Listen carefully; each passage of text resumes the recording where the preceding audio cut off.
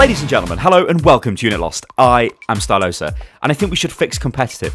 It's all very well and good, us sitting around making videos, posting on Twitter and going on forums and all of that stuff, moaning about the state of competitive, saying it's not fair, why is this happening and what's going on. Instead, let's try and put forward some answers and some ways to fix this system. And I've been thinking about this in a very critical way over the last couple of days, and I think I've come to a fairly radical solution. Now, I don't know if this can be implemented or what, but this could be one possible way they take competitive in the future, which could help with actually, you know, putting emphasis on the fact Overwatch is a team-based game. So I said to myself, Sty, what is the... I wrote this down, right? I've got a big whiteboard, and I wrote it on the whiteboard, and I said, what is the main problem with Overwatch competitive? And I think the answer to that is Overwatch ranks you on individual performance in a team game, which makes no sense. But it kind of does in a way, right? So you have to understand why Blizzard do this. So the system we've got at the moment is called, well, it's not really called anything, but it's a performance-based SR system.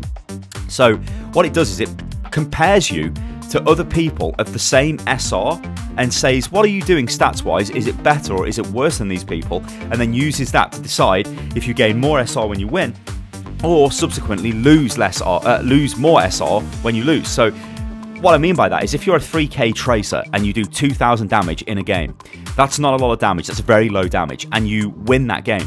The system's going to think, alright, so compared to other tracers, you've performed really bad. So you're not really a very good tracer player, so we're only going to give you 8 SR for this win, because you shouldn't really have won, you've been carried, which might be a fair assumption by the system.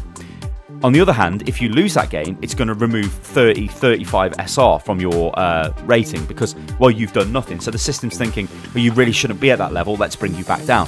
And why it does these radical shifts is because it's trying to quickly put you into a bracket where you're going to get good games. Because rank doesn't matter, right? It really doesn't. But the system is broken, that's why we've got to talk about it. But what I mean by rank doesn't matter is it doesn't matter if you're at gold, if you're at platinum, if you're at GM or whatever. None of that matters. All that matters is that you're in games with players of similar skill level, so you get a good match. And the benefit to that is if you're playing against players who are just as good as you or maybe a little bit better, it makes you a better player, and that's natural progression as a player. So as you start to win more games, you become better at the game, you understand the current meta a little bit more, you become better with the heroes you play, and that's great and that's fine. And on paper, this system is a clever system. The problem is, though, it's too much emphasis on individual performance, so you end up with anomalies in the system. You end up with people who only main Sombra, or who only main Mercy, who only main Torbjorn, and that's all they do. Now, in a game which is designed to be flexible, you're supposed to build a coherent team to take on the enemy's team. You can flex, you can swap your heroes. It actually rewards you heavily if you're just a one-trick pony. And we've covered this in other videos, but it actually rewards you heavily, and I'll explain the reason why, obviously. Because your performance on those lesser played heroes is better than the average generally because you put so much time into them. But it also means that you can stubbornly play your Sombra, even if, well, we don't really need a Sombra right now. And even if the team lose, you don't really lose that much SR, but the rest of the team, they would lose a hell of a lot. And also on the other hand, if you're forcing the team to play around you, which again is not very sportsmanlike, when you win that game, if they are flexible, you gain more SR than them. So in a way, you're gaming the system, which is not great. So, what do I think they can do to fix this? Well, this is extremely radical, because what I propose is almost like a two-tier system. I think I'm fair in saying right now, and I think a lot of you guys will probably agree with me, some won't, which is fine, and if you don't, let me know in the comments below. 3k, so diamond tier, everybody in diamond and above, which is, I think, the top 15% of players, they know how to play their hero. They are good enough with that hero to play the hero effectively. And at that point, it becomes about team composition. It becomes about team communication. You could even extend this maybe further down to like platinum, maybe 2,500 or something like that. Possibly, but like I said, this is just like a radical idea, and it's still like a very early idea that I've got in my head. But the way I envision this system working is the current ranked system we've got now remains up until 3k. So nothing changes, right? But once you get to 3k, then we go into a different kind of competitive system. It's still on the same ladder, right? But the way this attributes win and loss SR is just off win and losses. So if you win, you gain 25. If you lose 25. Now you're probably thinking, Sty, what the hell is that? That goes against everything that they've designed with the performance-based SR system. It does, but what that then does is promote team play. Because it doesn't matter what you do in that game, you have to win.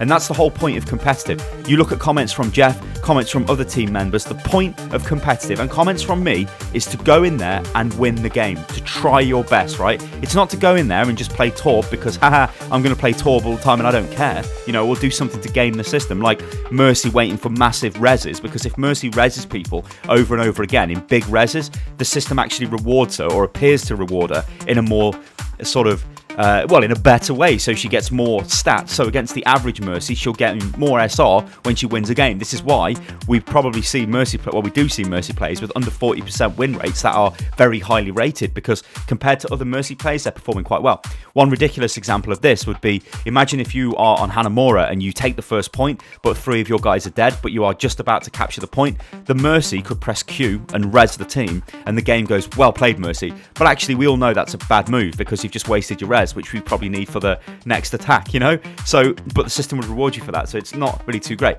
So what I propose is, you get to 3k, at that point you understand your hero, or the heroes you play.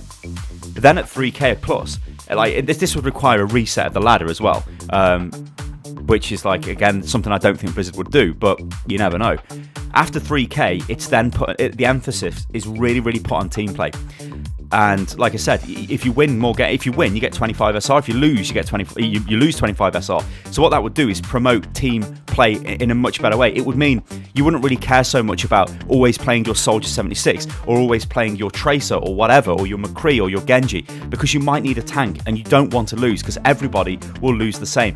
Like, I think once it's standardized at that point, we win and we lose the same, then everybody would work together in a much better way. Like, you would be more inclined to work with your team because you're all going to lose the same or gain the same thing.